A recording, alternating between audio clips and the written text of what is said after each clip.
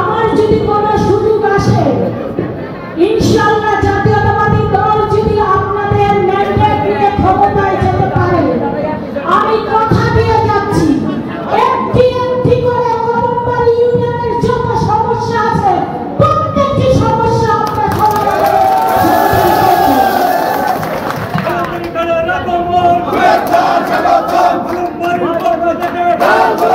যারা আজকে এই আয়োজন করেছে, বিশেষ করে গৌরঙ্গ, কোচি, শুভঙ্কর, ওহাবাই, জাকির, লেবু সহ, সুভাষ সহ আরো কয়েকজন এখানে শিক্ষক বৃন্দ দেখলাম, তাদের প্রত্যেককে কৃতজ্ঞতা প্রকাশ করছি।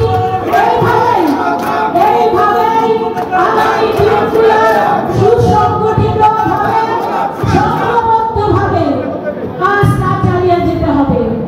আপনারা জানেন দীর্ঘ 17 বছর এই দেশকে পঙ্গু করে রাখা হয়েছে।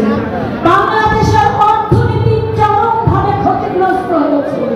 একটা দুর্বল অর্থনীতির উপরে বাংলাদেশ দাঁড়িয়ে আছে। বাংলাদেশ থেকে 17 বছর হাজার হাজার কোটি টাকা পাচার করেছে। আমরা এই মঞ্চে দাঁড়িয়ে ব্যর্থহীন ভাষায় বলতে চাই, গোটা বাংলাদেশ নয়, আমার একটাই মাত্র লক্ষ্য হচ্ছে, সেটা হচ্ছে মাদারীপুর।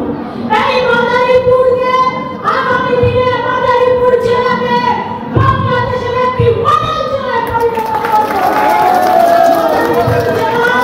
অর্থনীতি হবে সবচেয়ে সমৃদ্ধ।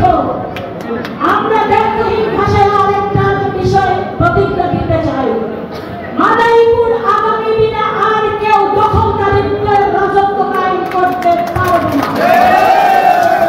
মাদারীপুরে আর কোন চাঁদাবাজের জায়গা হবে না। মাদারীপুরে আর কোন দুর্নীতিবাজের জায়গা হবে না। আমি এখানে বিশেষ করে কোচি একটি বক্তব্য রেখেছে, অথবা শুভঙ্কর অথবা গৌরঙ্গ, বিশেষ করে গৌরঙ্গ বলেছে তারা নাকি হুমকি ধমকি দিয়েছে আজকের এই মিটিং এবং বানচালও করতে চেয়েছে। তারা হেলেন জেরিন খানকে ভালো করে চিনতে পারে।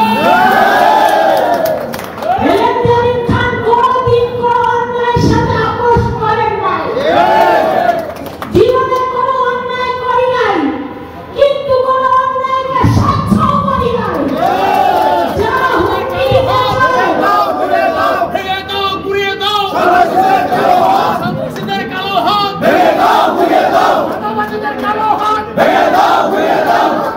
তাদের উদ্দেশ্য বলতে চাই, এখনো সময় আছে, ভালো হয়ে যাবে। আমরা এই জায়গায় শান্তি প্রতিষ্ঠা করবার জন্য আসছি। প্রিয় কদমবাড়ি ইউনিয়ন এবং এখানে যে সমস্ত সিনিয়র নেতৃবৃন্দ আছে, আমি নাম বললাম না, সবাই অত্যন্ত বলিষ্ঠ সংগ্রামী নেতা। আপনারা তাদের বক্তব্য শুনেছেন।